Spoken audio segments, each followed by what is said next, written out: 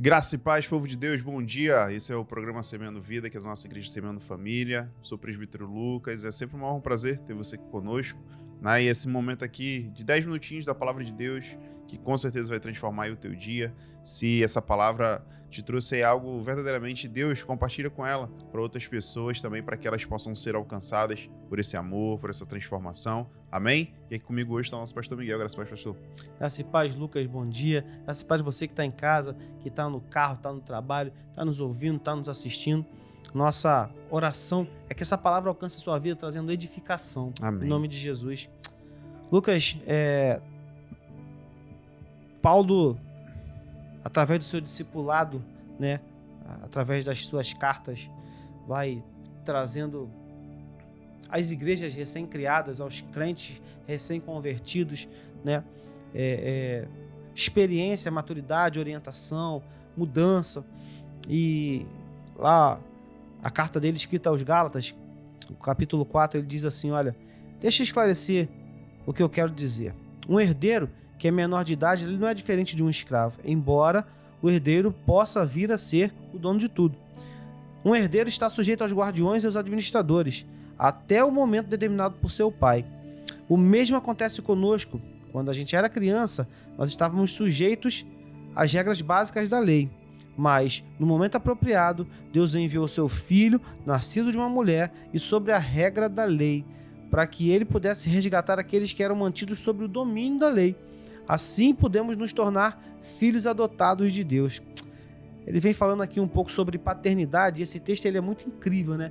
Ele faz essa alegoria, né, sobre paternidade, sobre ser maior de idade, sobre ser menor de idade, sobre ter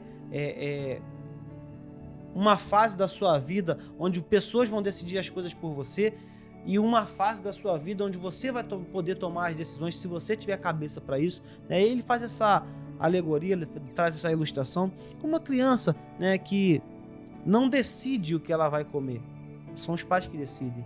Né? Thalita esses dias estava falando em casa, lembrando, contando para alguém, não lembro quem, que a Ana, quando ela era bebezinha, ela queria o tempo inteiro papinha pronta, aquela papinha de marca, não lembro qual era a marca, não sei se é Nestlé, e óbvio, né, mais caro, né, você dá, de vez em quando você dá, mas chegou uma hora que Thalita começou a testar e viu que estava dando certo.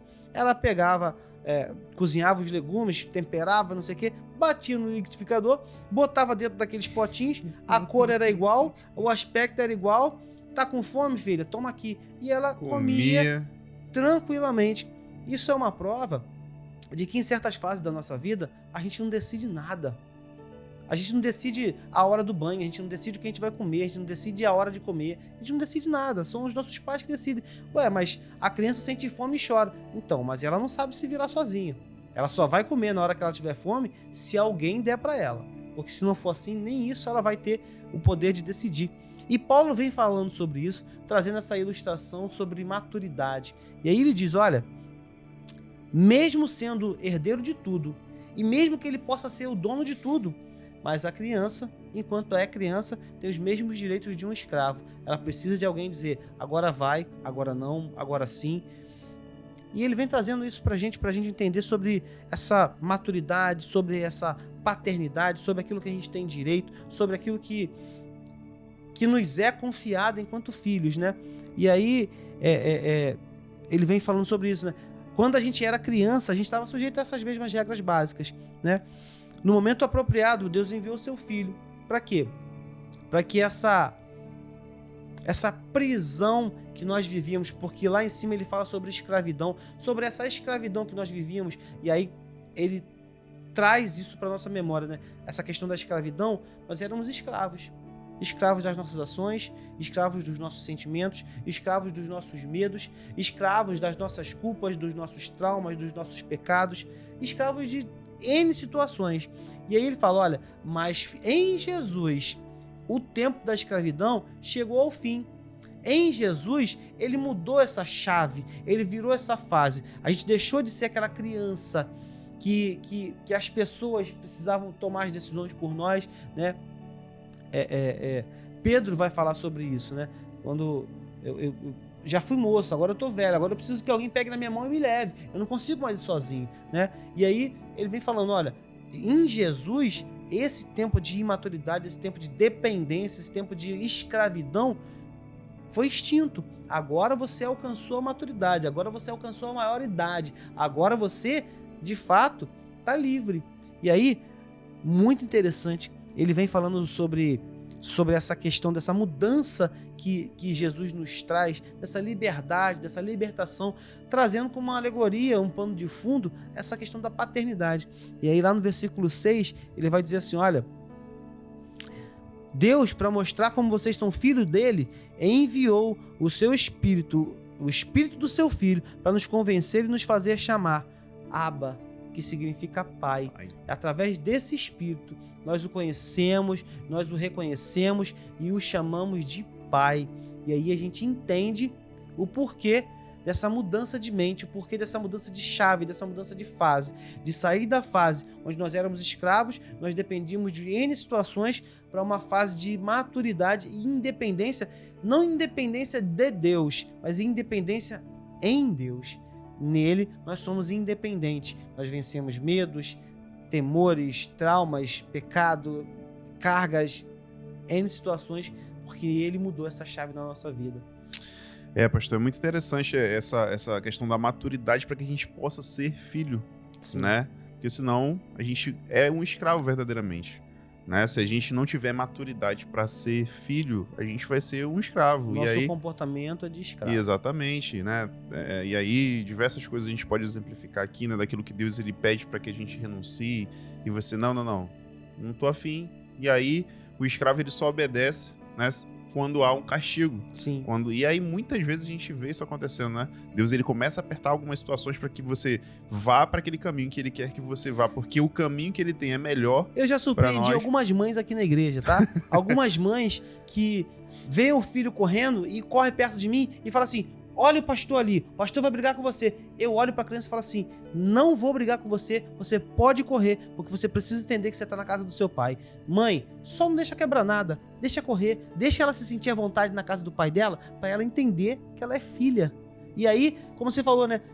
Ó, o pastor vai brigar com você porque você tá correndo. Eu vou brigar? Ué, então ela não é filha, ela é escrava, ela não pode correr enquanto criança, ela não pode ser criança na casa do pai dela?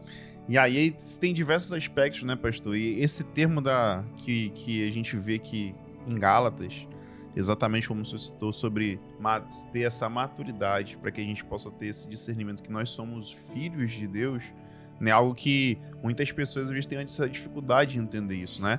Servem a Deus com essa mentalidade de escravo, né? Que a gente sempre conversa aqui nas nossas reuniões sobre escalas de ministério, né? Você que faz parte aí de um ministério da igreja, você sabe como é que é isso. Não, fulano ele só vem pra escala por tal coisa. Quando tem outra coisa, ele prefere ir pra tal lugar, não sei o que e tal.